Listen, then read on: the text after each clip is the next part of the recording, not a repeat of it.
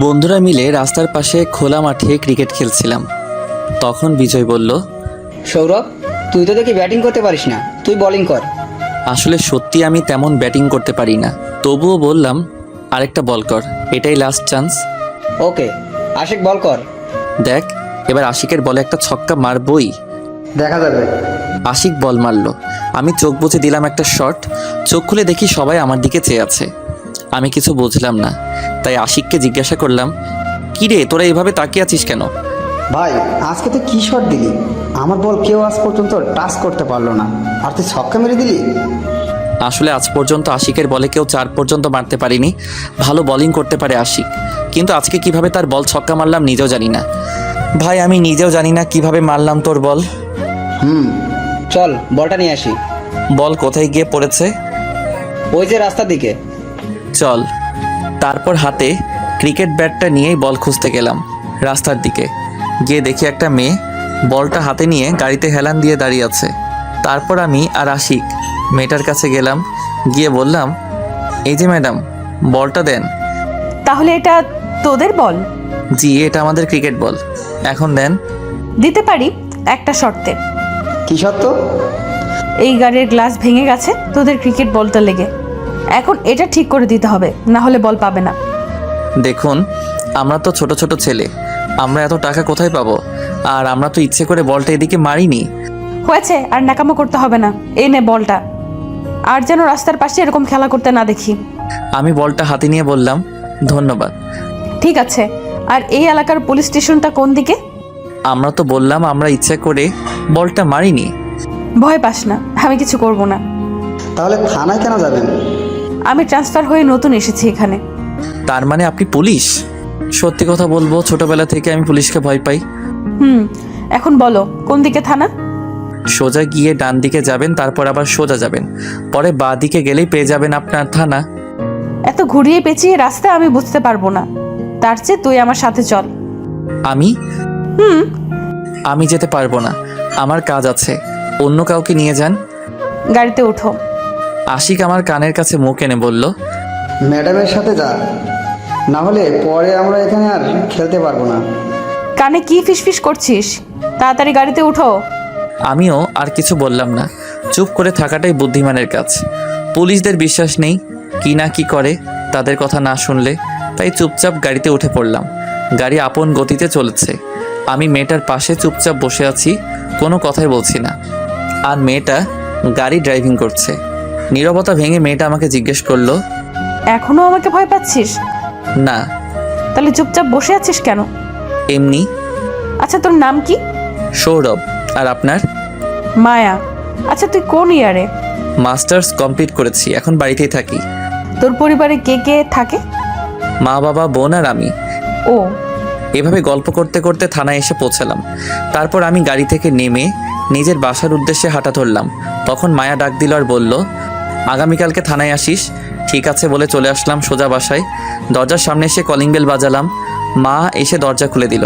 ভিতরে গিয়ে সিঁড়ি দিয়ে রুমের দিকে যাব, তখন বাবা বলল, আজকাল তো দেখি মেয়েদের সাথে ভালোই ঘোরাফেরা হচ্ছে।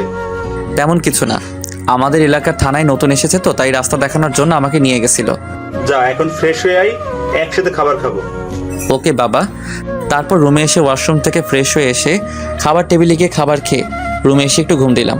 ঘুম ভাঙলো সন্ধ্যায়। ঘুম থেকে উঠে ফ্রেশ হয়ে রাস্তায় হাঁটতে বেরোলাম। হাঁটতে হাঁটতে বন্ধুদের আড্ডাখানায় চলে এলাম। সেখানে কিছুক্ষণ বন্ধুদের সাথে আড্ডা দিয়ে বাসার দিকে হাঁটা ধরলাম। কিছুক্ষণ যাওয়ার পর দেখি বিকালের মেয়েটা মানে মায়া কয়েকটা ছেলেকে গাড়ির সাথে বেঁধে পেটাচ্ছে। আমি তো দেখে ভয় পেয়ে গেলাম।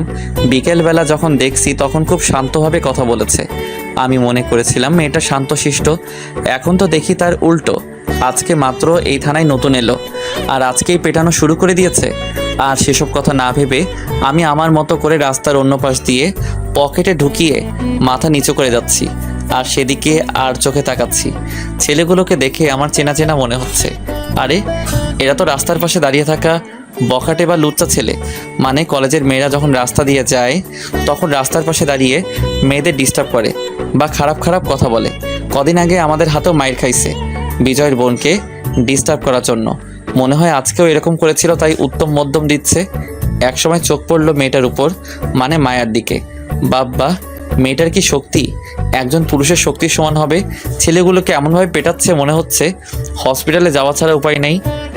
আর ছেলেগুলো ব্যথায় ছুটে বলছে, ম্যাডাম জীবনে আর এরকম কাজ করব না, এবারের মতো ক্ষমা করে দেন।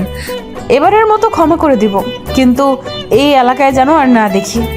মায়া একজন কনস্টেবলকে ডেকে বলল, এদেরকে হসপিটালে নিয়ে যাও। তারপর কনস্টেবল ছেলেদের হাতে পায়ে বাঁধা রশি খুলে গাড়িতে উঠিয়ে হসপিটালে নিয়ে চলে গেল।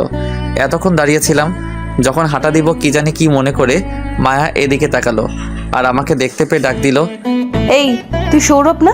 এদিকে আয়। আমি মায়ার কথা শুনে ভয় পেয়ে যেই দৌড় দিতে যাব, কিছু একটার সাথে বাড়ি খেয়ে মাটিতে পড়ে গেলাম। যখন উঠতে যাব তখন চোখে সর্ষে ফুল দেখছি, পরে আর কিছু মনে নাই। যখন আমার জ্ঞান ফিরল তখন নিজেকে একটা রুমের মধ্যে আবিষ্কার করলাম। আমি উঠতে চেষ্টা করছি কিন্তু পারছি না, মাথাটা কেমন যেন ভার ভার লাগছে। তবুও কোনো মতে উঠে বসলাম। কপালে হাত বুলিয়ে দেখি পুরো কপালে ব্যান্ডেজ লাগানো, গলাও শুকিয়ে যাচ্ছে। কোনো মতে দাঁড়িয়ে চৌকিটা ধরে অন্য পাশে টেবিলের উপর রাখা পানির জগটার কাছে গেলাম। সেখানে রাখা চেয়ারটার উপর একটা হাত দিয়ে ভর করে আর অন্য হাত দিয়ে জগ থেকে গ্লাসে পানি ঢেলে পানি খেয়ে নিলাম। এখন মাথাটা কেমন যেন বেশি ভার মনে হচ্ছে আর চোখটা যেন কেমন গুলিয়ে যাচ্ছে। তখন দরজা খোলার শব্দ শুনে ভয় পেয়ে দরজার দিকে তাকালাম। চোখ দুটো কেমন ঘোলা ঘোলা, স্পষ্ট করে দেখা যাচ্ছে না, কিন্তু মুখটা চেনা চেনা লাগছে। তাই জিজ্ঞেস করলাম, কে আপনি? আর আমার দিকে এভাবে এগিয়ে কথাগুলো শেষ করে বলার আগেই আমি আবার জ্ঞান হারিয়ে ফেললাম। যখন আমার জ্ঞান ফিরল দেখি মায়ার কোলে আমি মাথা রেখে শুয়ে আছি আর মায়া আমার চুলগুলো বিলি কেটে দিচ্ছে। তা দেখে আমি ওঠার চেষ্টা করছি দেখে মায়া আমাকে বলল, উঠতে হবে না, শুয়ে থাক। তবুও আমি ওঠার চেষ্টা করছি আর মায়াকে বললাম, মায়া ম্যাডাম আমি বাড়িতে যাব। বলছি না চুপচাপ শুয়ে থাক। আমার জন্য মা বাবা বোনরা চিন্তা করবে, আমাকে এখন যেতে হবে। তোর কোথাও যেতে হবে না, আর আমি তোর ফোন বাড়িতে জানিয়ে দিয়েছি। কি বলেছেন? বলেছি তুই আজকে একজন ফ্রেন্ডের বাসায় থেকে যাবি। ও, মনে মনে ভাবছি মেয়েটার বুদ্ধি আছে, এখানে যে আছি সেটা বলেনি। কি ভাবছিস? কিছু না। তুই চুপচাপ শুয়ে থাক, আমি তোর জন্য খাবার নিয়ে আসছি। মায়া আমাকে তার কোল থেকে তুলে একটা বালিশ টেনে বালিশের উপর আমার মাথাটা রেখে সে উঠে চলে গেল। কিছুক্ষণ পর প্লেটে খাবার নিয়ে এসে আমার পাশে বসে প্লেটটা টেবিলে রেখে আমাকে বলল, উঠো। আমি মায়ার কাঁধে হাত দিয়ে কোনো মতে শোয়া থেকে উঠে বসলাম। তারপর আমি মায়াকে বললাম, একটু পানি দিবেন? পানি দিয়ে তুই কি করবি? হাত ধোবো। তোর হাত ধুতে হবে না, আমি খাইয়ে দিচ্ছি। নিজের হাত ধুয়ে প্লেটটা হাতে নিতে নিতে, আমি নিজেই খেতে পারবো, আপনি গিয়ে খেয়ে নিন। চুপচাপ খেয়ে নে, আর আমি এখন তোর সাথেই খাবো। আমি আর কিছু বললাম না। মায়া আমার মুখে খাবার তুলে দিচ্ছে আর আমি খাচ্ছি, আর সাথে মায়াও খাচ্ছে। আমি মায়ার দিকে তাকিয়ে দেখি তার চুলগুলো সামনের দিকে চলে আসছে, হাত দিয়ে সরাতেও পারছে না। এক হাতে আমাকে খাবার খাওয়াচ্ছে আর অন্য হাতে প্লেট ধরে আছে। তাই আমি তার চুল কানে গুঁজে দিচ্ছি। তা দেখে মায়া একটা মুচকি হাসি দিল। খাওয়া দাওয়া শেষ করে আমাকে ওষুধ খাইয়ে শুয়ে দিল। আমি শুয়ে শুয়ে ভাবছি মেয়েটা বাইরে থেকে দেখতে কঠোর হলেও মনটা ভীষণ ভালো। এসব ভাবতে ভাবতেই কখন যে ঘুমিয়ে পড়লাম। সকালে মুখে কিছু সুরসুরিতে ঘুমটা ভেঙে গেল। চোখ খুলে দেখি মায়ার চুলগুলো বাতাসের কারণে আমার মুখের উপর পড়ছে আর মায়া মনের সুখে আমার বুকে মাথা রেখে ঘুমাচ্ছে। আমার কিছুটা হলেও তার জন্য কষ্ট লাগলো, কারণ আমি যদি না থাকতাম তাহলে মেয়েটা আরামে তার সুন্দর বিছানায় শুতে পারত। মাথা তুলে দেখি মাথা ব্যথা কিছু হলেও কমেছে। তাই আমি মায়াকে একপাশে সরিয়ে উঠে তাকে কোলে নিয়ে উঠিয়ে বিছানায় শুয়ে দিলাম, যেন এক রূপকথার পরই ঘুমিয়ে আছে। একদম বাচ্চার মতো লাগছে ঘুমন্ত অবস্থায় তাকে। অজান্তেই মায়ের কপালে একটা চুমু দিয়ে দিলাম। তারপর একটা কাগজে লিখলাম, সাহায্য করার জন্য ধন্যবাদ। কাগজটা টেবিলের উপর রেখে আমি চলে আসলাম। মায়ার বাসা থেকে বের হয়ে রাস্তা দিয়ে হাঁটছিলাম, তখন হঠাৎ মাথাটা ঝিমঝিম করে উঠল। প্রচণ্ড ব্যথা শুরু হয়ে গেল। এখন তো রিক্সাও পাওয়া যাবে না এই ভোর সকালে। তাই কোনো উপায় না পেয়ে আশিককে ফোন দিলাম। কিছুক্ষণ রিং হওয়ার পর আশিক ফোন তুলল। হ্যাঁ বল। একটা সমস্যায় পড়েছি, একটু তাড়াতাড়ি আয়। কি সমস্যা আর কোথায় তুই? আমি এই জায়গায় আছি। আমি আসছি, তুই 5 মিনিট অপেক্ষা কর। ফোন পকেটে রেখে দিয়ে সামনের একটা ইটের উপর বসে পড়লাম। মাথায় হাত দিয়ে খুব যন্ত্রণা করছে মাথাটা। কিছুক্ষণ অপেক্ষা করার পর আশিক বাইক নিয়ে হাজির। এসেই জিজ্ঞাসা করলো, কি হয়েছে? আর তোর মাথায় ব্যান্ডেজ কেন? আগে আমাকে তোর বাসায় নিয়ে চল, তারপর তোকে সব বলছি। ওকে, আয় বাইকে উঠে পড়। আমি গিয়ে বাইকে উঠে পড়লাম। আশিক বাইক স্টার্ট দিল। তারপর চললাম আশিকের বাসায়। অন্যদিকে মায়ার ঘড়ির অ্যালার্মে ঘুম ভেঙে যায়। ঘুম থেকে নিজেকে বিছানায় দেখে চমকে যায় আর ভাবে, আমি তো গত রাতে মেঝেতে বসে চৌকিতে হেলান দিয়ে শুয়েছিলাম, তাহলে এখানে আমি কি করে এলাম?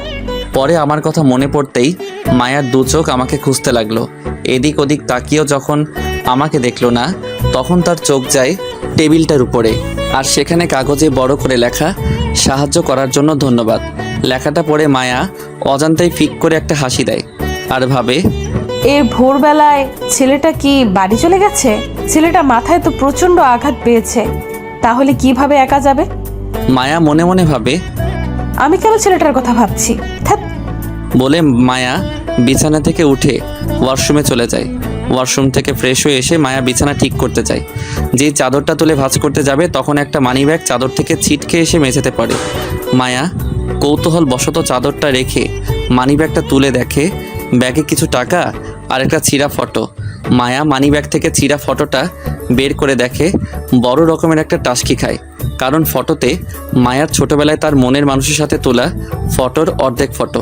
মায়া তাড়াতাড়ি করে তার পার্স ব্যাগ থেকে তার কাছে থাকা এরকমই একটা অর্ধেক ছিঁড়া ফটো বের করে মানি ব্যাগ থেকে পাওয়া ফটোর সাথে মিলিয়ে দেখে, আর সেটা মিলেও যায়। মায়া ভাবে, এই মানিব্যাগটা কার হতে পারে? নাকি সৌরভের? সৌরভকে জিজ্ঞেস করলেই বোঝা যাবে এই মানিব্যাগটা কার।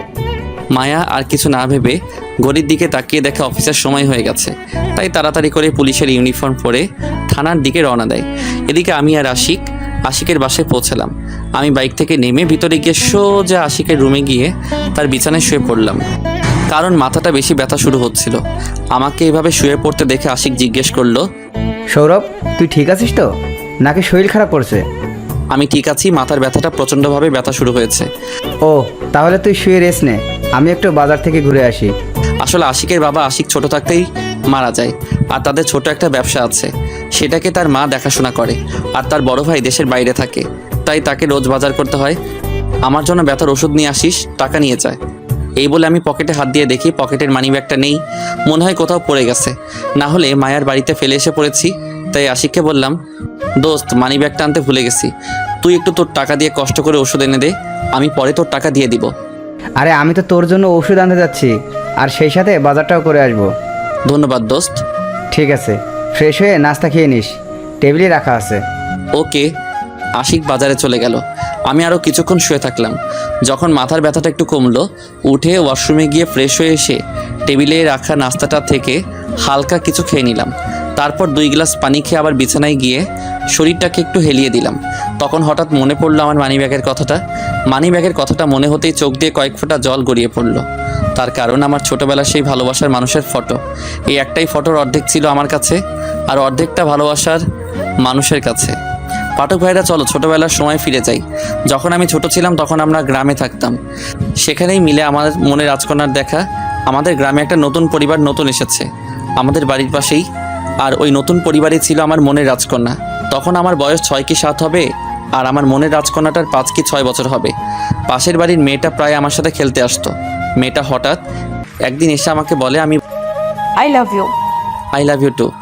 তখন কি আর আই লাভ ইউ মানে বুঝতাম, তাই আমিও বলে দিয়েছিলাম। একদিন তো দুজন এক হয়ে একটা মেলা দেখতে চলে গিয়েছিলাম জমানো টাকাটা নিয়ে। সেখানে একজন কাকুকে দুজন হয়ে বললাম, কাকু কাকু আমাদেরও ছবি তুলে দিবে? কেন নয়, তোমাদের মতো ছোট ছোট ছেলে মেয়েদের ছবি তুলতে আমার ভালোই লাগে। তাহলে ছবি তুলে আমাদেরকে একটা ছবি দিয়ে দিবে? তাহলে চলো আমার সাথে আমার দোকানে।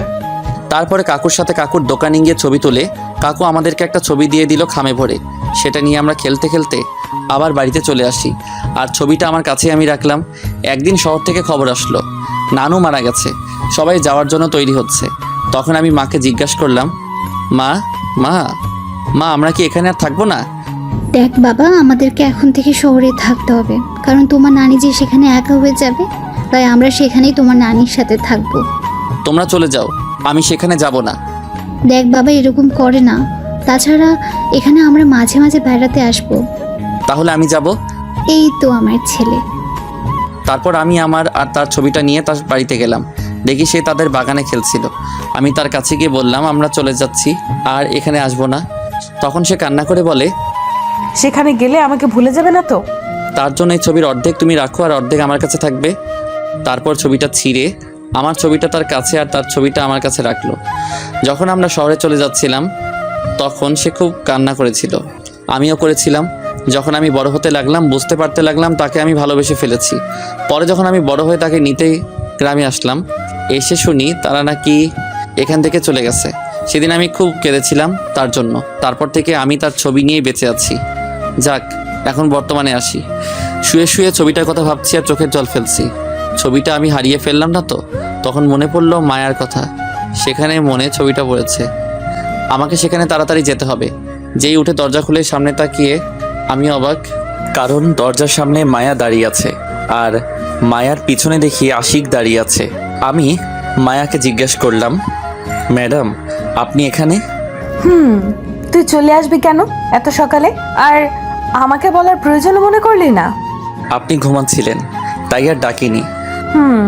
তুই দরজায় দাঁড়িয়ে আছিস কেন? ভেতরে যেতে দিবি না? ও, আমি তো ভুলেই গেছিলাম। মায়া রুমের ভিতরে গিয়ে একটা চেয়ারে বসে আর আমি আশিককে গিয়ে আস্তে করে জিজ্ঞেস করি, কোথা থেকে নিয়ে আসলি? বাজারে দেখা হয়েছিল আর আমাকে জিজ্ঞেস করে সৌরভ কোথায়, দেখেছে কিনা। তাই আমি বললাম সৌরভ তো আমাদের বাড়িতেই আছে। তারপর তো আমার সাথেই এলো। ও, ওখানে কি ফিসফিস করছিস তোরা? কিছু না। তাহলে এদিকে আয়। তখন আশিক বলল, তোরা গল্প কর, আমি বাজারগুলো দিয়ে আসি। বাজার থেকে সোজা রুমে এসেছিল তাই। এই বলে আশিক নিচে চলে গেল। আমি বিছানায় গিয়ে বসলাম। তখন মায়া জিজ্ঞাসা করলো, ওষুধ খেয়েছিস? না, মাথা ব্যথা কি কমেছে? কিছুটা কমেছে। এই নে ওষুধগুলো খেয়ে নে। মিথ্যে বললাম, অথচ ব্যথা এখনো আছে। তার পার্শ্ব ব্যাগ থেকে কিছু ট্যাবলেট বের করে আমার হাতে দিতে দিতে আমিও কিছু বললাম না, কারণ মাথা ব্যথাটা বেড়েই চলেছে। তাই ট্যাবলেটগুলো নিয়ে খেয়ে নিলাম। তারপর মায়াকে বললাম, ধন্যবাদ কিসের জন্য? এত কিছু সাহায্য করার জন্য। আর এই নাও মানি ব্যাগ। পার্স থেকে বের করে আমার হাতে দিয়ে, কোথায় পেলেন এটা? আমার বাড়িতে তোর পকেট থেকে পড়ে গিয়েছিল মনে হয়, তাই দিতে এলাম। জানেন, এই মানি ব্যাগটাই আমি খুঁজতে যাচ্ছিলাম, আপনারা তার আগে চলে এলেন। তা কি আছে এই মানি ব্যাগে যে এই হারিয়ে যাওয়া ব্যাগটা খুঁজেছিস? আমার ছোটবেলার ভালোবাসা। এই মানি ব্যাগে আমার মনে রাজকন্যার ছবি আছে, কিন্তু সে ছোটবেলায় হারিয়ে গিয়েছে। তাই তার এই ছবিটা নিয়েই বেঁচে আছি। আমি তো তোমার মনের রাজকন্যা। কিছু বললেন? কিছু না। তাহলে এখন আমি যাই, থানায় যেতে হবে তো। আর তোর নাম্বারটা দে। ফোন নাম্বার দিয়ে কি করবেন? রাতে ফোন দিব। ও, এই নেন 0194। তারপর মায়া চলে গেল আর আমি একটু ঘুমানোর চেষ্টা করছি। কি করব, মাথা ব্যথায় ঘুমিয়ে আসছে না। কিছুক্ষণ পর আশিক রুমে এলো আর বলল, আঙ্কেল আন্টি ফোন করেছিল। কি বলেছি পরে? বলেছি সৌরভ আমার বাসায় আছে আর বিকেলে বাড়ি চলে যাবে। খুব ভালো করেছিস। আর মেয়েটা কেন এসেছিল? আমি তারপর আশিককে শুরু থেকে শেষ পর্যন্ত বললাম। এসব শুনে আশিক আমার দিকে হা করে তাকিয়ে আছে। এইভাবে তাকিয়ে থাকিস না, মুখে মাছি ঢুকে যাবে। এসব কিছু হয়ে গেল আর আমাকে কিছু বললি না? সময় পাইনি। এখন একটু রেস্ট নে, বিকেলে চলে যাবি নে। আচ্ছা। তারপর আমি ওষুধ খেয়ে শুয়ে পড়লাম। ঘুম ভাঙলো আশিকের ডাকে। সৌরভ, এই সৌরভ, উঠে পড়, অনেক বেলা হলো, খাবার খেয়ে নে। আমি উঠে ফ্রেশ হয়ে খাবার খেয়ে নিলাম। মাথাটার ব্যথা কমে গেছে এখন। তাই আশিককে বললাম, দোস্ত তুই না থাকলে কী যে হতো। থ্যাঙ্কস দোস্ত। কমেছে মাথা ব্যথাটা?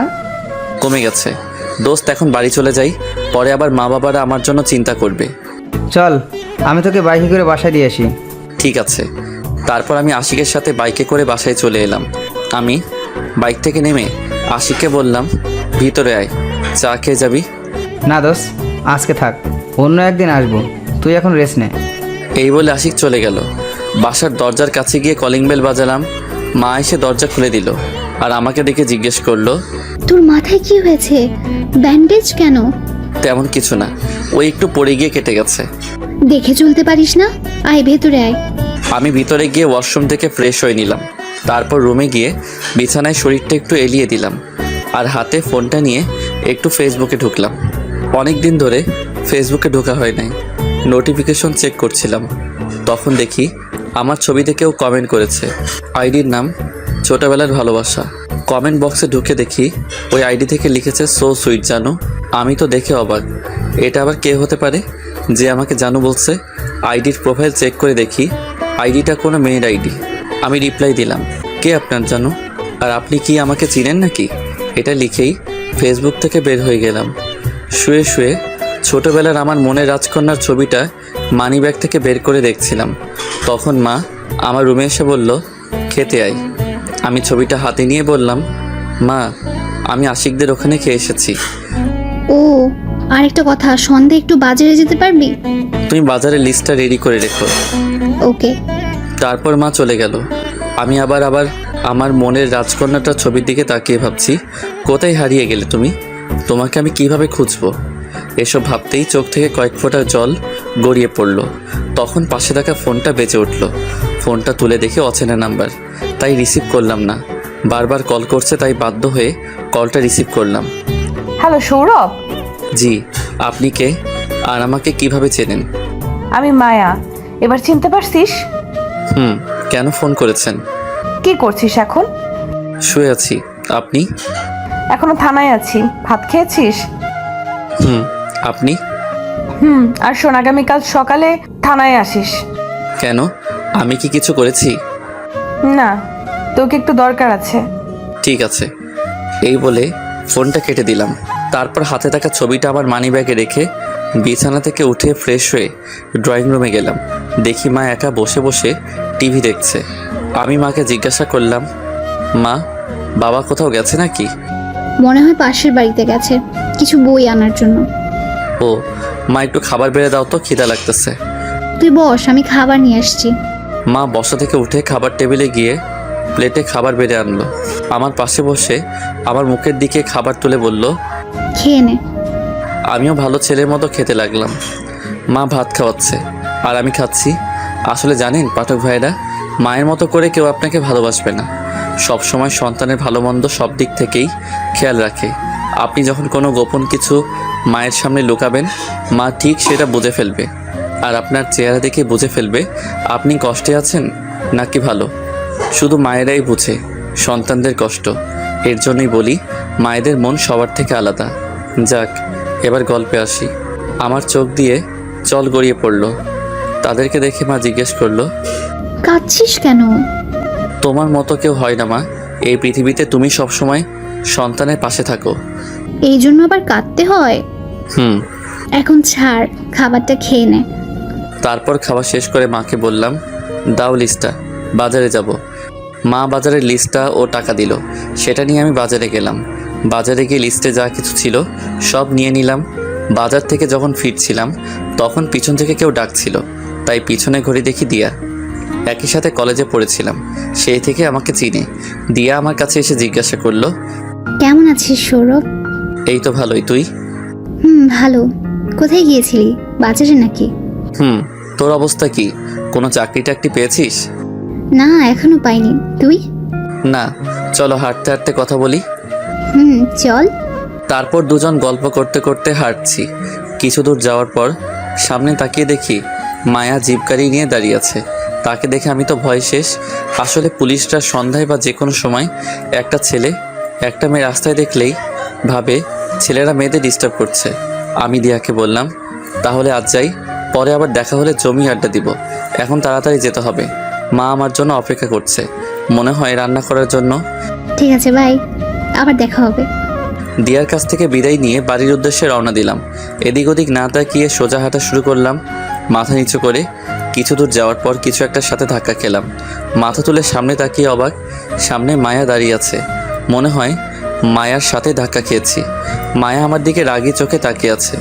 সেটা দেখে আমি আরও ভয় পেয়ে গেলাম, কারণ যেভাবে তাকিয়ে আছে যেন কাঁচাই চিবিয়ে খেয়ে ফেলবে। তখন আমি সরি বলে পাশ কাটিয়ে আসছিলাম, তখন মায়া আমার হাতটা ধরে ফেললো। আমি তো ভয় শেষ, কি না কি করে। পুলিশদেরকে আমার একদম বিশ্বাস নেই। তখন মায়া জিজ্ঞেস করলো, মেয়েটা কে? তখন আমি বললাম, আমার কলেজ লাইফের ফ্রেন্ড। ও, আর একটা কথা বলি, মনে রেখো, আর কোনো মেয়ের সাথে কথা বলতে যেন না দেখি। কেন? মেয়েদের সাথে কথা বললে কি হবে? আর তাছাড়া আপনিও তো একটা মেয়ে। আমি ছাড়া অন্য মেয়ের সাথে কথা বলবি না, ঠিক আছে? আর যদি দেখি তাহলে একেবারে লকআপে ভরে দিব। কেন? আমার ইচ্ছা। ও, এখন সরেন, বাড়িতে যেতে হবে। আয়, আমি তোকে গাড়িতে করে বাসায় পৌঁছে দিয়ে আসি। আমি যেতে পারবো। বেশি কথা বলিস কেন? গাড়িতে ওঠ। যেতে চাইছিলাম না, মায়ার জোরাজোরিতে যেতে হলো। তারপর গাড়িতে উঠে পড়লাম। গাড়ি গতিতে চলছে, আমি চুপ করে বসে আছি।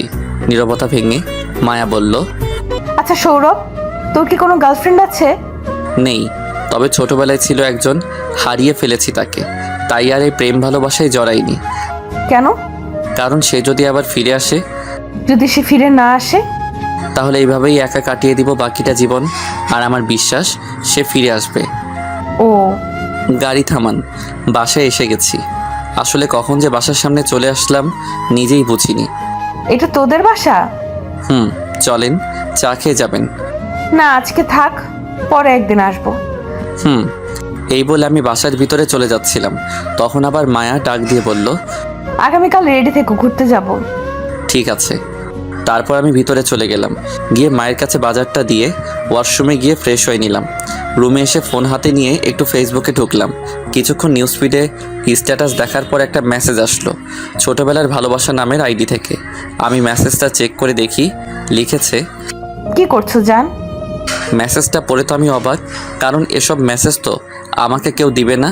তাই আমি রিপ্লাই দিলাম, কে আপনি, আর আমাকে জান টান এসব কি বলছেন? তখন আবার মেসেজ আসলো, রিপ্লাই দিল, তুমি আমার জান, বুঝলে? আর আমাকে তুমি চিনবা না, বুঝছো? আমি মেসেজটা সিন করে আর রিপ্লাই দিলাম না।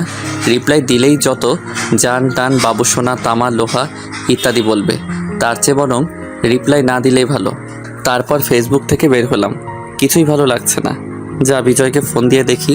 বিজয়কে ফোন দিলাম, রিং হওয়ার কিছুক্ষণ পর রিসিভ করলো। কি করছিস? এই তো এখন মাত্র খাবার খেয়ে আসলাম।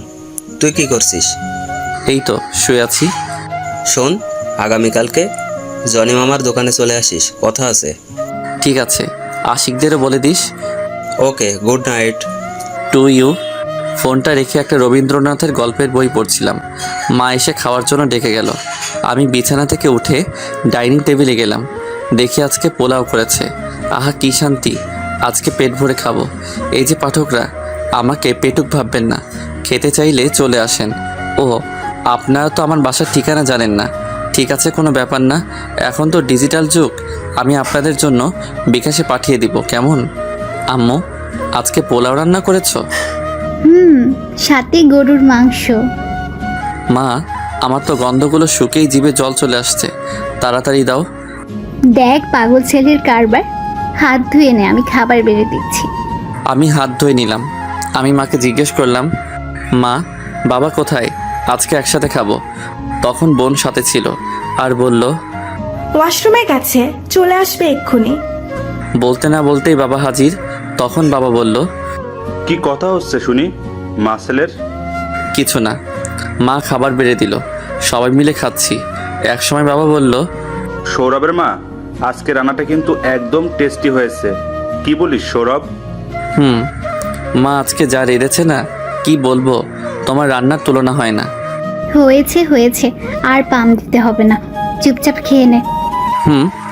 আজকে যদি এখানে নিঝুম থাকতো তাহলে আরো ভালো হতো। ও, আপনাদের তো বলাই হয়নি আমার বোনের নাম। কোনো ব্যাপার নয়, এখন বলছি। বোনের নাম নিঝুম, হোস্টেলে থাকে, ছোট থেকেই হোস্টেলে থাকে। আমি মাসে মাসেই যাই তাকে দেখতে, সেও আসে যখন কলেজ ছুটি হয়। প্রতিদিনই ফোন করে। খুব মজা হতো। হ্যাঁ, কেমন আছে, ঠিকমতো খায় কিনা কে জানে। মা তুমি চিন্তা করো না তো, নিঝুম ঠিকই আছে। তাছাড়া আর কয়েকদিন পরই তো তাদের কলেজ ছুটি হবে। ও, তার ছুটি হলে তাকে নিয়ে আসিস, কতদিন ধরে দেখি না।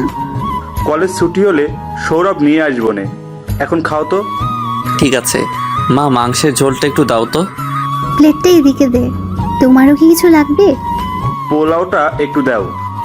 এই নাও। তারপর খাওয়া দাওয়া শেষ করলাম। শেষ করে ড্রয়িং রুমে এসে সোফায় বসলাম, টিভি দেখতে লাগলাম। টিভিতে সিআইডি দেখছি, আমার ভালোই লাগে। আর মাঝে মাঝে পোগো চ্যানেলে একটা কার্টুন হয়, টিটো। খুব মজার একটা, ছোট ছেলের মাথায় এত বুদ্ধি। তবে এখন সিআইডি দেখছি। যখন নিঝুম আসে তখন আর এসব দেখা হয় না, কারণ রিমোট তার কাছে থাকে। আর আপনারা জানেনই তো, মেয়েদের সিরিয়াল দেখার নেশা।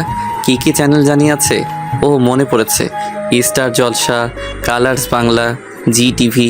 আমার তো মাঝে মাঝে ইচ্ছা এই চ্যানেলটা কেন যে দিয়েছে, যারা দিয়েছে তাদেরকে গিয়ে ধরে পুষটাই। কি একটা চ্যানেল, দিন নাই রাত নাই সিরিয়াল চলে। কিছুক্ষণ টিভি দেখার পর রুমে গেলাম, খুব ঘুম পাচ্ছিল। রুমে গিয়ে ফোনটা হাতে নিয়ে দেখি মায়া ফোন দিয়েছে। আমি কল ব্যাক করতে যাব, তখন আবার কল আসলো, রিসিভ করলাম। হ্যালো, আপনি যে নাম্বারে ফোন করেছেন তা এখন ব্যস্ত আছে। আজকে মনটা ফুরফুরে, তাই একটু মজা করে বললাম। তাছাড়াও আজকে কেন জানি তার সাথে মজা করতে মন চাচ্ছে। মজা করবি না আমার সাথে? কেন, আপনি কি পাগল যে আপনার সাথে মজা করব? এটা আমি কি বললাম? জিভে কামড় কাটলাম। কি, তুই আমাকে পাগল বললি? এই যা, এ তো দেখি রেগে যাচ্ছে। এখন কি করি? পুলিশ তো পাগলই, সারাদিন অন্যের পিছনে দৌড়ায়। এই যা, কি বলতে গিয়ে কি বলে ফেলেছি। কি বললি তুই? অন্যের পেছনে সারাদিন দৌড়ায়, তাই না? এখন থেকে তোর পেছনে লেগে থাকবো। না মানে আমি বলতেছিলাম পুলিশরা আসামিদের পিছনেই দৌড়ায়। এখন পাম মারা হচ্ছে? পাম কেন মারতে যাব? আগামীকাল থেকে তোর পেছনেই লাগবো, দেখিনিস। আমি তো মজা টুট টুট করে ফোনটা কেটে দিল। একরাশ ভয় নিয়ে শুয়ে পড়লাম, কারণ যেভাবে রেগে কথা বলছে, আগামীকাল কি না কি করে। আগামীকাল সত্যি কি আমার পিছনে লাগবে? যদি লাগে আমার তো জীবনটাই তামা তামা হয়ে যাবে। এসব ভাবতে ভাবতে ঘুমিয়ে পড়লাম। সকালে মায়ের ডাকে ঘুম ভেঙে গেল। ঘুম থেকে উঠে ফ্রেশ হয়ে হালকা কিছু নাস্তা করে বিজয়ের সাথে দেখা করতে গেলাম। বাসা থেকে বের হয়ে রাস্তা দিয়ে যাচ্ছি, তখন দেখি মায়া জিপ নিয়ে দাঁড়িয়ে আছে। আমি দেখেও না দেখার মতো করে চলে আসলাম। কিছু দূর যাওয়ার পর পিছনে তাকিয়ে দেখি মায়া জিপ নিয়ে আমার পিছনেই আসছে। মনে মনে ভাবছি, সত্যি মনে হয় আমার পিছনে লাগছে। গতকাল কেন যে ওই কথা বলতে গেলাম, শালা এখন নিজের কথাই নিজে ফেঁসে গেছি। আমি সেদিকে পাত্তা না দিয়ে আমার গন্তব্যের দিকে এগিয়ে চলছি। আমি বিজয়ের দেওয়ার ঠিকানায় গেলাম, দেখি আশিকরাও এসেছে। আমি তাদের জিজ্ঞেস করলাম, কি কেন ডেকেছি সেখানে? না মানে তোদের একটু হেল্প দরকার, তাই তোদের এখানে ডেকেছি। কিসের জন্য হেল্প লাগবে তোর আবার? নাকি কোনো সমস্যায় পড়েছিস? না তেমন কিছু না, শুধু ওই আর কি। কি ওই করছিস, ভালো করে বল। না মানে আমি একটা মেয়েকে ভালোবাসি, কিন্তু মেয়েটা জানে না, তো তাকে কিভাবে আমার ভালোবাসার কথা বলবো। আরে মামা, তুই আবার কোন মেয়ে প্রেমে পড়লি? ওই যে আমাদের কলেজের প্রিন্সিপালের মেয়ে আছে না, সে। আরে তুই প্রিয়ার কথা বলছিস? হুম। আর কোনো মেয়ে পেলি না তুই? তাকেই তোর পছন্দ হলো? আসলে মেয়েটা আমাদের সাথেই পড়তো একই কলেজে। আর একটা বিষয়, মেয়েটা প্রিন্সিপালের মেয়ে। মেয়েটা খুব ভালো, কিন্তু ওই প্রিন্সিপালটাই যত খিটখিটে স্বভাবের, আর রাগীও বটে। একবার তো প্রিয়াকে কে যেন ডিস্টার্ব করেছিল। ছেলেটাকে একেবারে কলেজ থেকে বের করে দিয়েছে। ছেলেটা হাতে পায়ে ধরেও ছাড় পেল না। যাক, সেসব কথা পরেই গল্পে আসি। মনে হয় বেচারা মরা শখ হয়েছে। এই বলে সবাই হেসে দিল। আমি বললাম, এই তোরা থাম, কীভাবে বিজয়কে হেল্প করা যায় চিন্তা কর। আমার কথা শুনে সবাই চুপ হয়ে গেল। তখন আশিক বলল, আমার মাথায় একটা বুদ্ধি এসেছে। কি? বলে ফেল দেখি। যখন পিয়া এই রাস্তা দিয়ে যায় তখন সামনে গিয়ে বলে দিবি, আমি তোকে ভালোবাসি। আইডিয়াটা কেমন দিলাম? ভালোই দিয়েছিস। হঠাৎ চোখ গেল রাস্তার দিকে, দেখি প্রিয়া আর তার বান্ধবীদের সাথে কোথায় যেন যাচ্ছে। তা দেখে আমি বিজয়কে বললাম, বিজয় দেখ সামনে। কি? প্রিয়া। কোথায়? ওই যে সামনে। তারপর বিজয় সামনে তাকিয়ে প্রিয়াকে দেখে, তারপর আমাকে বলে, সৌরভ গিয়ে বলে দে না আমি যে তাকে ভালোবাসি। তুই ভালোবাসিস আর আমি গিয়ে বলবো আমি পারবো না, তুই যা। জানা দোস্ত, তুই যা চাইবি তাই দিব, প্লিজ দোস্ত। ঠিক আছে, কিন্তু যা চাইবো দিতে হবে কিন্তু। ওকে। তারপর আমি প্রিয়ার কাছে গেলাম। আমাকে দেখে প্রিয়া জিজ্ঞেস করলো, আরে শৌফিক, কেমন আছিস? ভালোই, তুই? ভালো। কোথাও যাচ্ছিস নাকি? বান্ধবীদের সাথে একটু ঘুরতে বেরিয়েছি। ও প্রিয়া, তোর সাথে কিছু কথা ছিল, একটু সাইডে আয় তো। তার বান্ধবীদের থেকে কিছু দূরে এসে বলল, কি বলবি বল। আসলে হয়েছে কি, বিজয় নাকি তোকে ভালোবাসে। এই কথাটা বিজয় বলতে বলল, তাই তোকে বললাম। তাই নাকি? সে কোথায়? ওইদিকে। এই, তোরা এখানে একটু থাক, আমি আসছি। তারপর আমাকে সাথে নিয়ে বিজয়ের কাছে গেল। রাস্তা পার হওয়ার সময় কিছু দূরে দেখি মায়া গাড়ি নিয়ে দাঁড়িয়ে আছে, আর আমার দিকে রাগি চোখে তাকিয়ে আছে। কি জানি কেন এরকমভাবে তাকিয়ে আছে কে জানে। অবশেষে রাস্তা পার হলাম। প্রিয়া বিজয়ের কাছে গিয়ে একটা ঠাস করে চড় মারল। আমরা তো দেখে অবাক, কেন চড় মারল? আর এদিকে বেচারা বিজয় গালে হাত দিয়ে প্রিয়াকে জিজ্ঞেস করলো, মারলে কেন? কেন বাবু, ভালো লাগেনি? না। ওই শালা, তুই আমাকে ভালোবাসিস, তুই নিজে না গিয়ে অন্যকে পাঠাস কেন? তো কি করব, তোর বাবার ভয়েই তো বলতে পারি নাই। ভয় পেলে আমাকে ভালোবাসতে পারবি?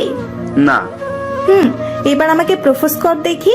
প্রিয়ার কথা শুনে বিজয় অবাক হয়ে বলল, তার মানে তুমি আমাকে ভালোবাসো?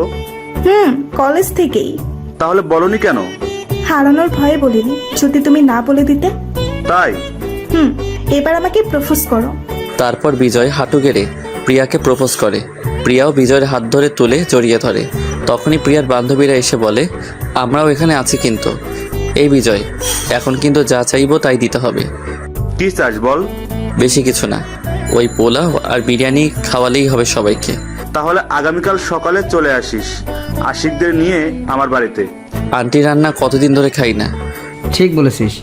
তখন প্রিয়ার এক বান্ধবী এসে বলল, হ্যালো, হাই, আমি নীলা। আমি সৌরভ। আচ্ছা, আপনার কি কোনো গার্লফ্রেন্ড আছে? নেই। তাহলে তো আমারও হয়েই গেল। মানে এখন আমি আপনার সাথে প্রেম করব, তাই। কী সব বলছেন? আপনার মাথা ঠিক আছে? একদম ঠিক আছে।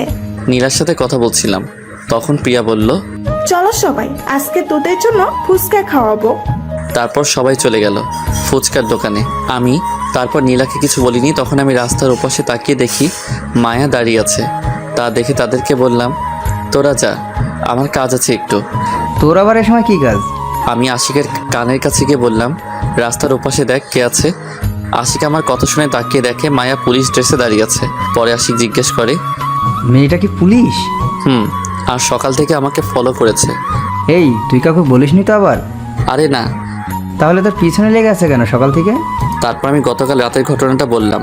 তা শুনে আশিক বলল, তোকে মনে হয় ম্যাডাম ভালোবেসে ফেলেছে। আমাকে? তা নয় তো কি, যেভাবে তোর পিছনে লাগছে তা দেখে তো আমার তাই মনে হয়। যা গিয়ে জিজ্ঞেস কর কি জন্য এখানে এসেছে। ঠিক আছে, তোরা যেতে থাক তাহলে। ওকে। তাদেরকে পাঠিয়ে দিয়ে আমি মায়ার কাছে গেলাম। গিয়ে জিজ্ঞেস করলাম, এই যে আপনি আমার পিছনে লাগছেন কেন?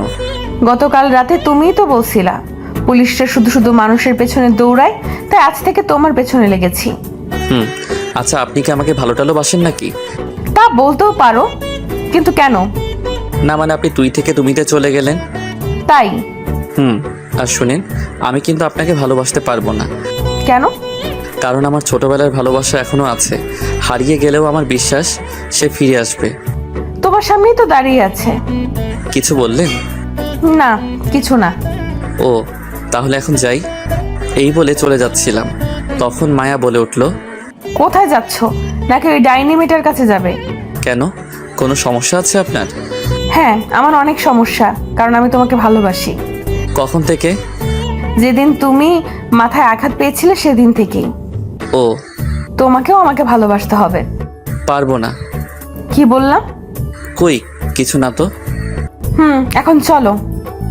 কোথায়? প্রেম করতে। আমি যাব না। তোমাকে যেতেই হবে। এই বলে আমাকে টেনে গাড়িতে উঠালো। আমি আর কিছু বললাম না। যেভাবে রেগে আছে এখন। মায়া গাড়ি চালাচ্ছে আর আমি চুপ করে বসে আছি। কিছু দূর যাওয়ার পর মায়া গাড়িটা পার্কের সামনে থামালো। মায়া গাড়ি থেকে নেমে বলল, নামো। আমিও চুপচাপ গাড়ি থেকে নেমে পড়লাম। তারপর দুজনে পার্কের ভিতরে গেলাম। পার্কের ভিতরে গিয়ে একটা বেঞ্চে বসলাম। চুপচাপ বসে আছি। আমি আশেপাশে তাকিয়ে দেখি একজন আরেকজনকে কিস করছে। তা দেখে আমি বুঝে গেলাম এটা প্রেম করার জায়গা। কিছুক্ষণ পর মায়া নরম সুরে বলল, সৌরভ, তুমি কি আমাকে সত্যিই ভালোবাসতে পারবে না? না। কেন? নাকি তোমার ছোটবেলার ভালোবাসাকে ভুলতে পারছো না? ধরে নাও তোমার ভালোবাসা এসে গেছে। মানে? আমি জানি তোমার ছোটবেলার ভালোবাসা কে, যার ছবি আজও তুমি মানি ব্যাগে নিয়ে ঘুরো। কি ঠিক বললাম তো? মায়ের কথা শুনে আমি অবাক হয়ে গেলাম, কারণ সে কিভাবে জানলো এসব বিষয়ে। তাই অবাক হয়ে মায়াকে জিজ্ঞাসা করলাম, আপনি এসব জানেন কিভাবে? তাছাড়া তোমার ছোটবেলার সবকিছুই আমি জানি। মানে তুমি ছোটবেলার একটা মেয়েকে খুব ভালোবাসো, তার জন্য এতদিন ধরে অপেক্ষা করছো। তা আপনি কি করে জানলেন? কারণ মেয়েটা আমার বাড়িতেই আছে।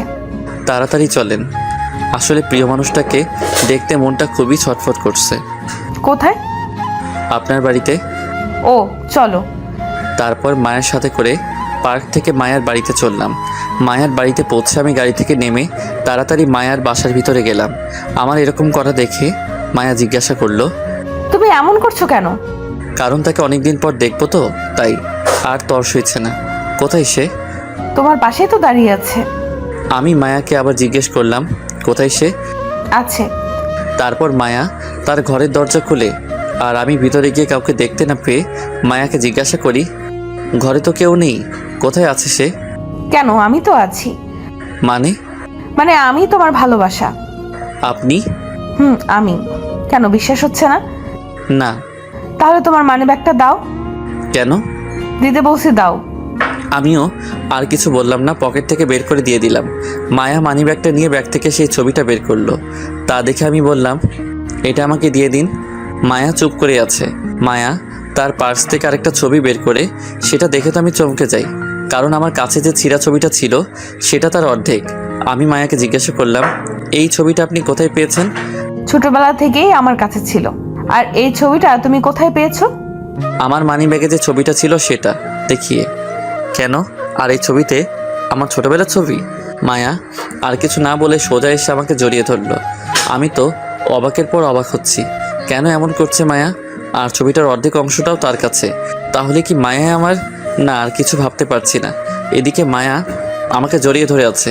ছাড়াতে চেষ্টা করছি কিন্তু কোনো মতে ছাড়াতে পারছি না। মায়া বলছে, এরকম করছো কেন? জানো তোমার জন্য আমি কতটা অপেক্ষা করেছি? আর নয়। কী সব বলছেন? ঠিকই বলছি। আর তুমি মনে হয় আমাকে এখনো বিশ্বাস করতে পারছো না।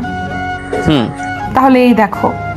আমাকে ছেড়ে দিয়ে তার শার্টের হাতা তুলে আমাকে দেখিয়ে, আমি তো দেখে বিশ্বাসই করতে পারছি না। এটা কি করে সম্ভব?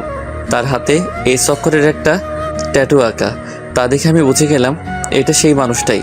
যখন আমরা ছোটোবেলায় স্কুলে যেতাম তখন বড় ভাইদের হাতের ট্যাটু দেখে আমাদেরও ইচ্ছা হয়েছিল হাতে ট্যাটু আঁকতে।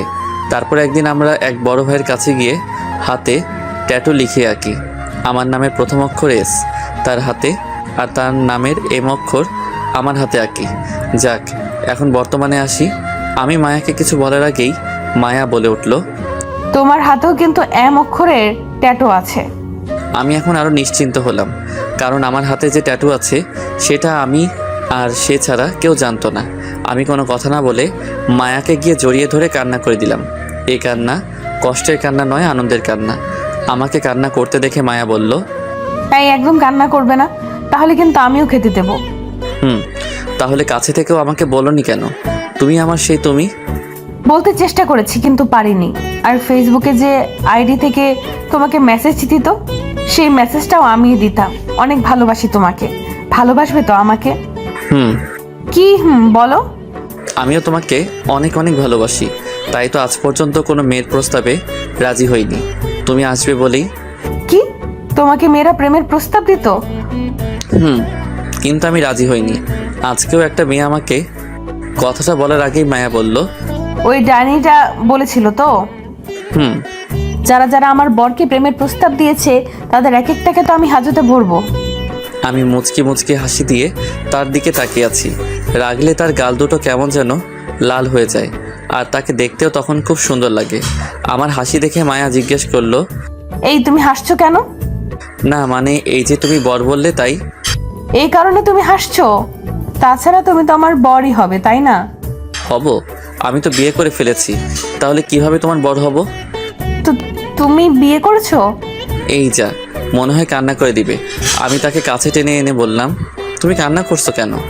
মায়া নিজেকে ছাড়াতে ছাড়াতে বলল, ছাড় আমাকে, ছাড়। তুমি এখন অন্য কারো।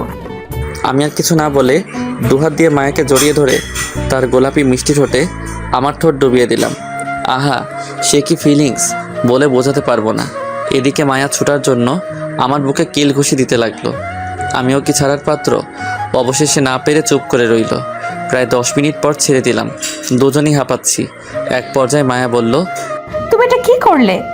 কই কি করছি? তুমি আমাকে কিস করলে। হবু বউকে কিস করবো না তো কাকে করবো শুনি? কে তোমার বউ? আর তুমি তো বিয়ে করেছো, তোমার বউকেই গিয়ে কিস করো, আমাকে করছো কেন? আমি তাকে শক্ত করে জড়িয়ে ধরে বললাম, আমি তো শুধু তোমাকে রাগানোর জন্য মিথ্যে বলেছিলাম, আর তুমি সেই সিরিয়াসভাবে নিলে? তোমাকে ছাড়া আমি কি কাউকে বিয়ে করতে পারি? আমাকে রাগাতে খুব ভালো লাগে, তাই না? তোমাকে রাখতে দেখলে খুব সুন্দর লাগে। তাই? হুম। খুব ভালোবাসবে তো আমায়? অনেক অনেক ভালোবাসবো। এভাবে আমাদের হারিয়ে যাওয়া প্রেম ফিরে এলো, আর আমাদের প্রেম শুরু হয়ে গেল 1 মাস পর।